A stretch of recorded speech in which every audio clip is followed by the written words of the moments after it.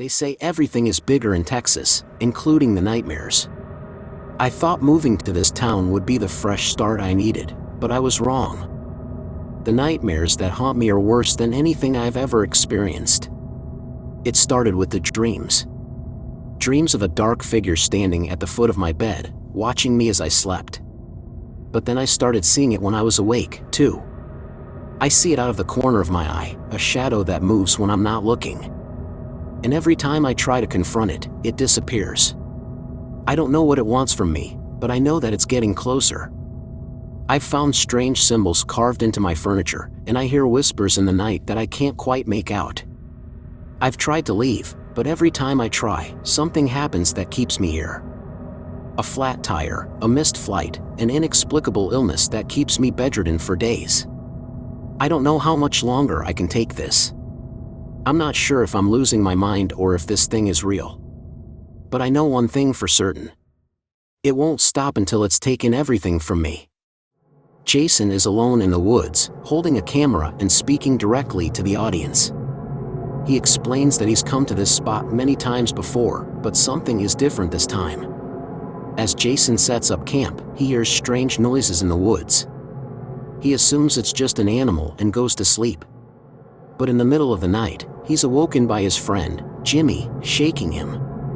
Jimmy is pale and terrified, saying they need to leave now. He claims he saw something moving in the woods. Jason reluctantly agrees to leave with Jimmy, but as they're packing up, Jimmy suddenly disappears. Jason frantically searches for him, but he's nowhere to be found. He hears strange whispers in the woods, and the trees seem to be closing in on him.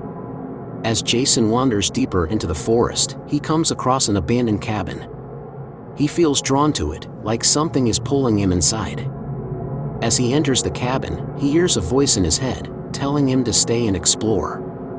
Jason discovers a room filled with occult symbols and a strange altar. Suddenly, a figure appears in the shadows, beckoning him closer. Jason feels compelled to obey, even as he realizes the figure is not human. He is forced to perform a horrific ritual, sealing his fate forever. Jason was never seen again. His friends searched the woods for him but found no trace. Some locals claim to have seen his ghostly figure wandering the forest at night. They say if you listen closely, you can still hear his screams echoing through the trees.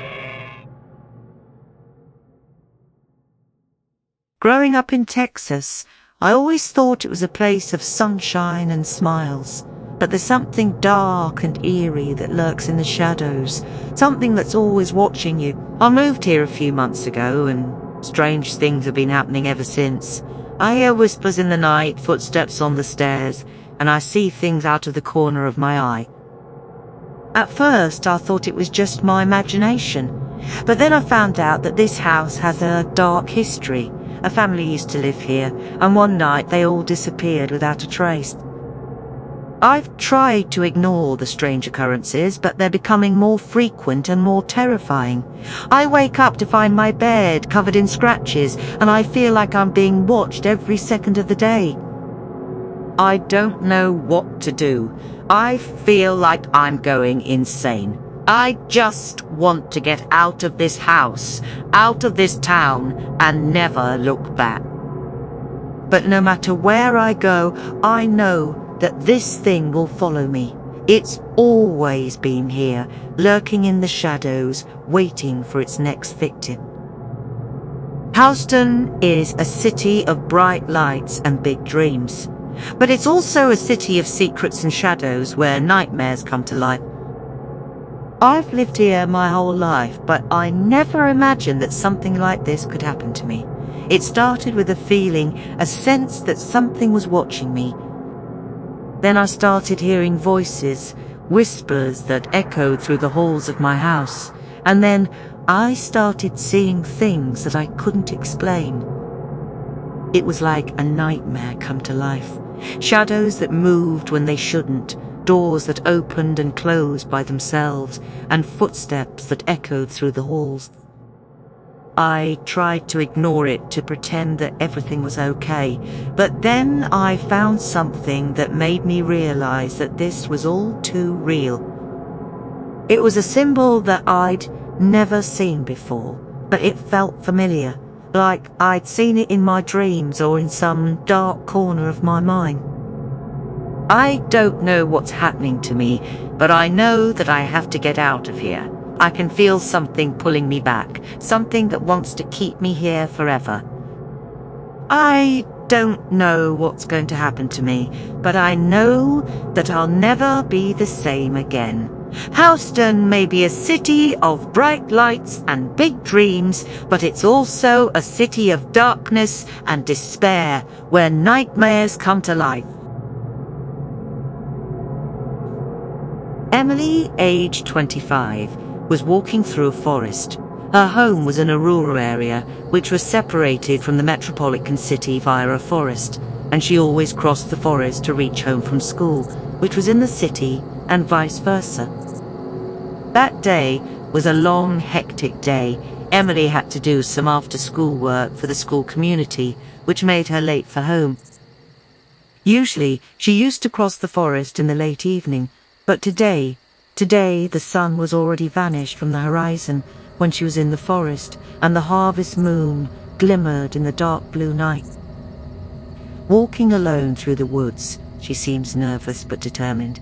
Emily stops at a clearing and looks around, sensing something is watching her. As Emily turns to leave the clearing, she hears strange whispers behind her. She looks back and sees nothing. Suddenly, a hand reaches out from behind a tree and grabs her. Emily screams and tries to run, but the hand is too strong. Emily's captor, a sinister figure in a hooded cloak, drags her to an abandoned cabin in the woods.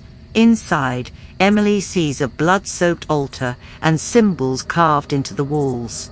She realizes too late that she stumbled into a ritual site for a cult. Emily tries to escape, but the cult members overpower her. They strap her to the altar and begin chanting in a language she doesn't understand. The camera pans around the cabin, showing grotesque ritual objects and bloody tools. Emily screams and pleads for mercy.